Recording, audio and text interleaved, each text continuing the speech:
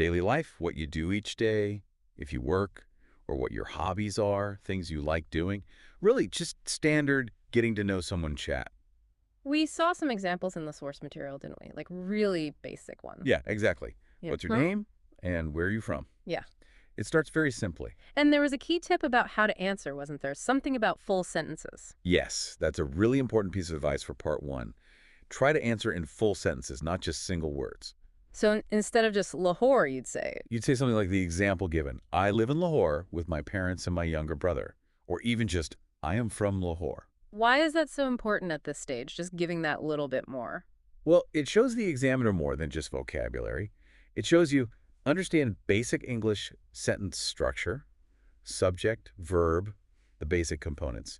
It demonstrates you can actually construct a complete thought, even a simple one.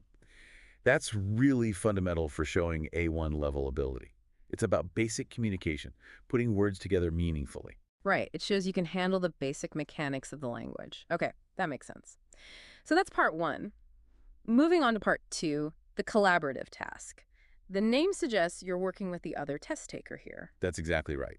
This is where the other candidate comes in more directly. It's a paired speaking task. So you're talking to each other. Yes. You and the other test taker will ask each other questions and answer them. The idea is to see if you can work together to share simple information or maybe make basic plans. Okay, so it's more interactive between the two candidates. Definitely. It assesses your ability to engage in a simple conversation, a bit of back and forth, not just respond to the examiner. What sort of things might you have to talk about together? What are the common topics for this part? Again, they tend to be everyday practical things. Mm. Maybe talking about birthdays or simple travel plans like a weekend trip, discussing shopping, what you need to buy, invitations, maybe planning to meet up, or just comparing daily routines, things you might actually chat about simply with someone. And we saw some examples for this too, right? Like asking about weekend plans. Yeah, the examples were things like ask your partner about their weekend plans or discuss what food you like to eat at parties. Simple, relatable scenarios. It's not about deep philosophical discussion then. Huh? Definitely not.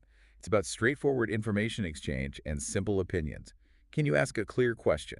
Can you give a relevant, understandable answer? So the tip here would be, Practice asking questions clearly mhm, and practice giving answers that are, short but natural. Don't just say yes or no. Give a little bit of information, but keep it simple. This part is really checking if you can manage that basic conversational turn-taking. got it. So showing you can participate in a simple dialogue. Okay. Then we get to part three. This one seems a bit different because it brings in listening more formally. That's right. Part 3 is actually split into two smaller sections. Part 3A is the listening task.